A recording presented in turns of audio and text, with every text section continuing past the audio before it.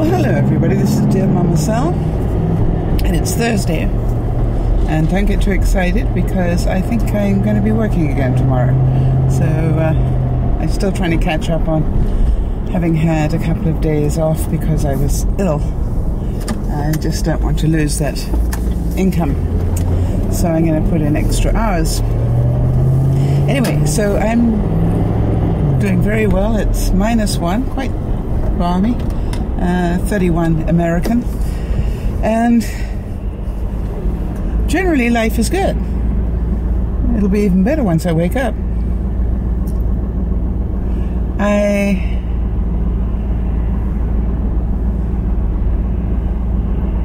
I'm still very confused. I just listened to the news, which always is worrying for me.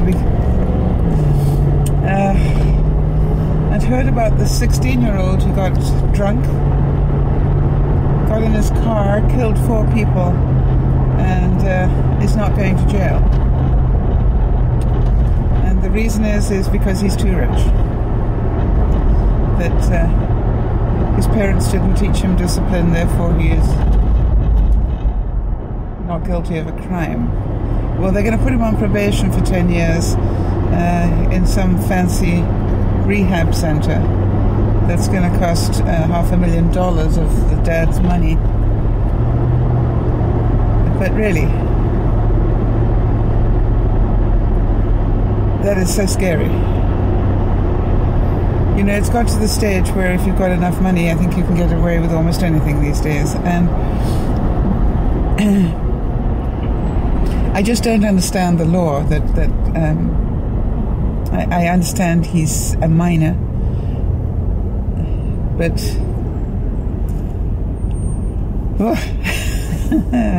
anyway. And then on the more humorous side on the news today, and I don't know if any of you watched Mandela's memorial.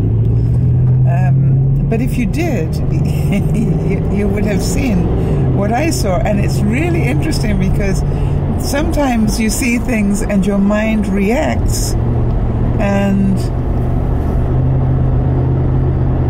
then you sort of let it go. And because I was watching the funeral and I saw this guy doing sign language next to the speakers, and what struck me as strange was he kept repeating the same sort of 3 or 4 movements.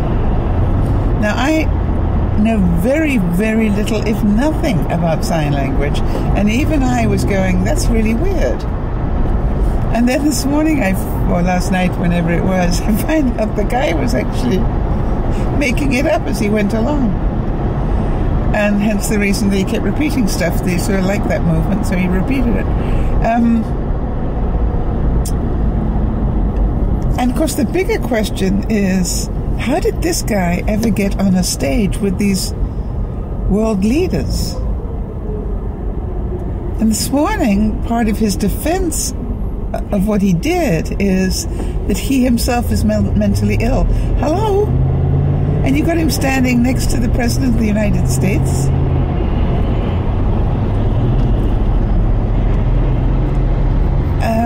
You know, where was the security here?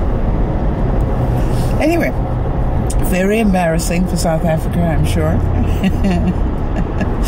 But there's part of me that goes, really? The late night talk show hosts must be loving this. Yeah, they love that sort of stuff. They'll be having sign language interpreters on their show for at least a week, I bet you. This thing has legs. And I spent many years in the media. When you say a story has legs, it means it has longevity to it. You know, it's not a one-day wonder. This thing will come back time and time again on the talk show host circuit for sure. And we will all laugh because it really is ridiculous. How can you believe that? Anyway, the thing I wanted to challenge everybody with today is what exactly is in your freezer. And I say that because I was trying to work out what on earth to cook for dinner. And you know, I'd done the fast food thing. I've been really, really busy at work this week, and I just haven't been sort of what I call organized. So I did the fast food thing, and I did the pull out the frozen whatever out of the... Oh, we had leftover lasagna last night that was frozen. And, you know, I actually went down... I've got the dirty great freezer in the kitchen that you all know about, my 3-drawer thing. And then I went down to the freezer in the garage. And I look in there. I'm going, I've got all sorts of stuff hanging around that I really need to start cooking. Quite ridiculous. So it's going to be pork chops tonight. And pork chops, now let's make it really easy. Right? So pork chops covered in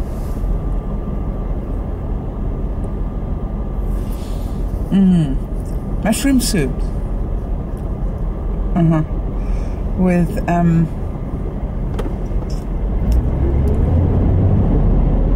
this is really cheating, with grilled apple slices. Now, if I had pineapple, I'd do grilled pineapple rings, but I don't have any rings, I don't think. No.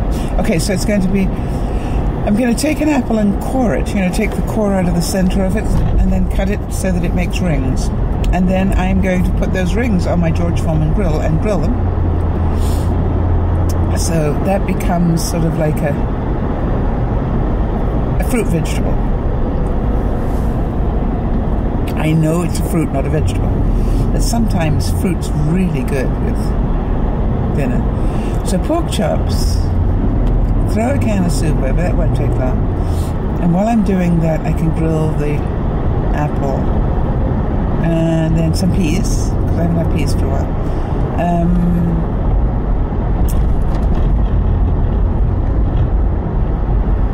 Oh, and I've got potatoes. I've got new potatoes. So I'm going to grill those, cut them quite thin and grill them. Or shall I just, maybe I'll just nuke them.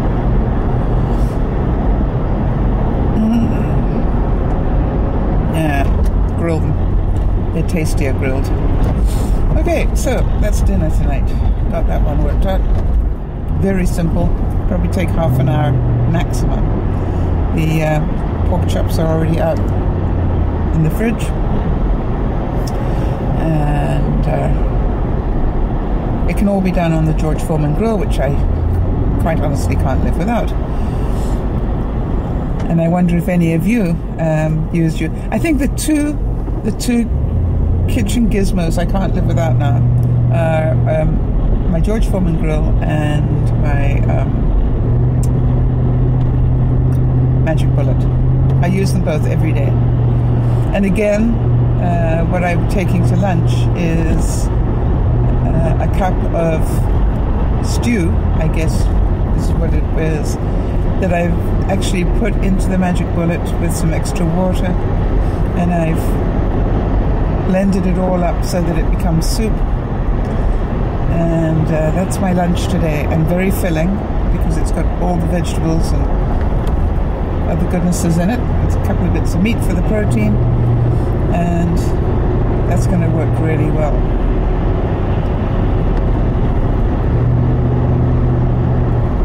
So I'm just wondering what sort of kitchen gadgets you can't live without in your life. I'm a gizmo freak. I do like having gizmos, I must admit. Gizmos are my day. I really, enjoy my gizmos.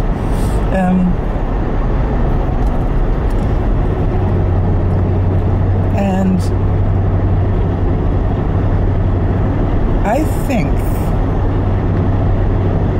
that it really makes it fun to be able to have equipment in the kitchen that works that well when you're busy. And I can normally wear out the coating on a George Foreman grill in a couple of years. I don't care how good that coating is. I use mine that much. Okay, I've got somebody who definitely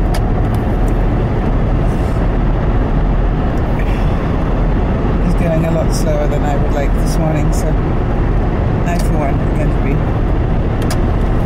I don't mind you going slowly. Just don't sit in the fast lane. That's not what it's for.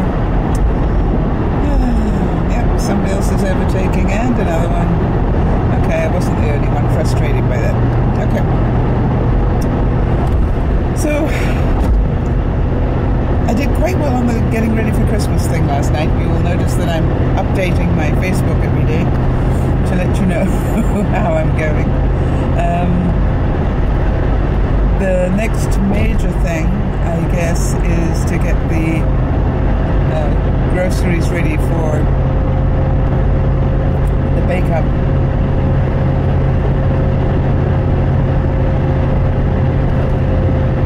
And that's going to be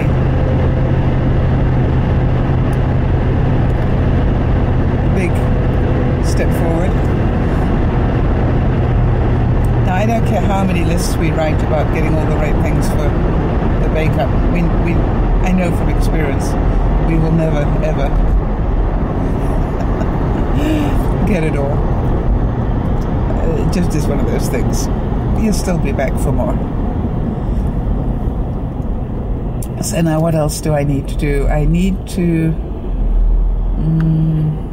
go to the dollar store to go do the stocking stuffer things.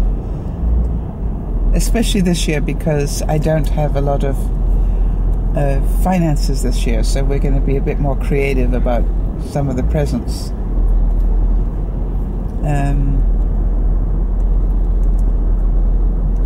And that's about, it's a thought that counts more than the total gift.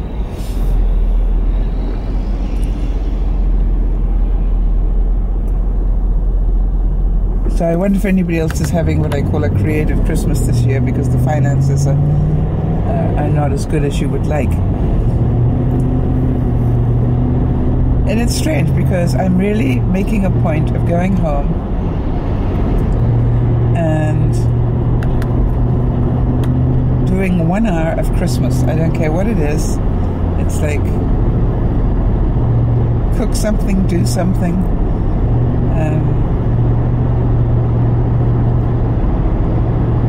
Take a step forward. So I think tonight I could quite easily do some chocolate Santas. Because I've got chocolate at home, I know that, and I have got the molds and I've got the sticks. So I think tonight I'm going to make chocolate Santas. I can't do the marshmallows yet because I need more marshmallows. Marshmallows don't stay in my house very long. Oh, I could also do a test run on the fudge. That would be a good idea. Wow, that's scary. You know, every day I watch a guy in a wheelchair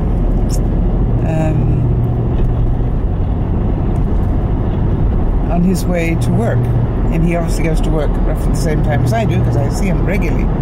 But there's this one sort of footpath that he takes with his wheelchair, and I was just looking at it now, and he's on it, and it was covered in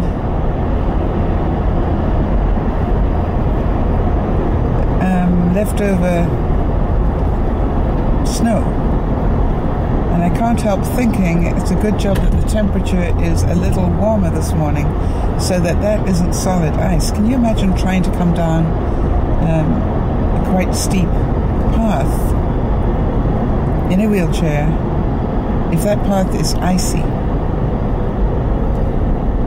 Wow, if I've got a couple of my viewers who are in wheelchairs, and perhaps they could give me some feedback on that. What on earth do you do other than not go down that path? Because I don't think I've seen chains for wheelchairs, or special wheels for wheelchairs for winter. Maybe they make such a thing. I don't know. It'd be interesting to hear. So give me a feedback for those of you who either have friends that are in wheelchairs or are in wheelchairs. You can learn something here. that looked really scary to me. Really scary. I'm going, wow. And luckily, he must have known that we were all watching him, because you get used to seeing him and sort of acknowledging him every day, and normally give him a smile, and he gave me a big smile back, so I guess that he wasn't too worried about it. So have a good day today, and do something Christmassy and enjoy it. I'm hoping that what are we at now? The 12th.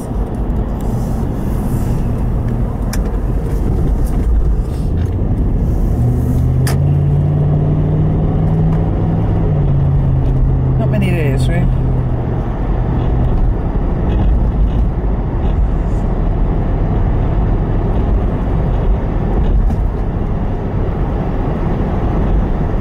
Just a few more days, that's it. So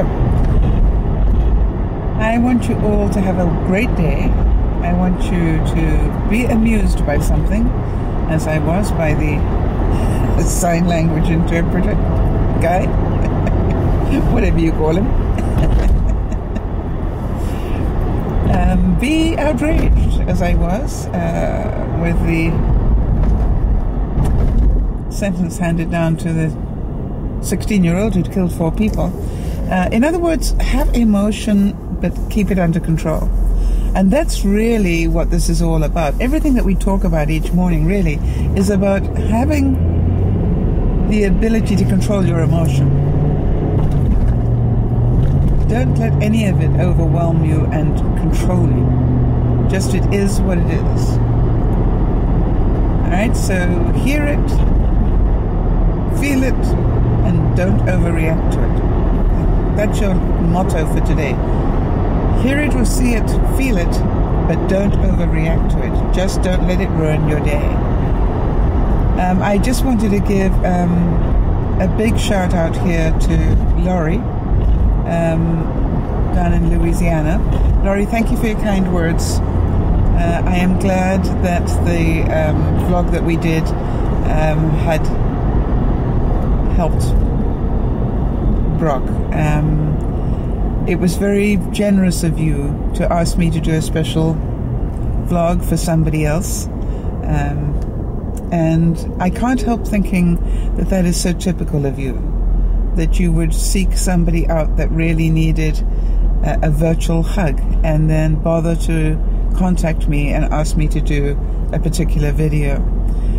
And it just touches my soul that you would trust me that much, and that luckily it apparently had the impact that you would have wished. So again, a big shout out, Laurie. You are a kind and generous person, and you need to know that I truly appreciate it. I'm truly honored to have you as part of the Dear Mama Sal team, and I know whenever anybody has a birthday, you are so good about making the virtual birthday cards for us and doing all those sort of things. And Dear Mama Sal is a better place because of you, Laurie. And I wanted you to know that. Everybody, have a great day. Make a difference if you can. Big virtual hug. This is Dear Mama Sal saying.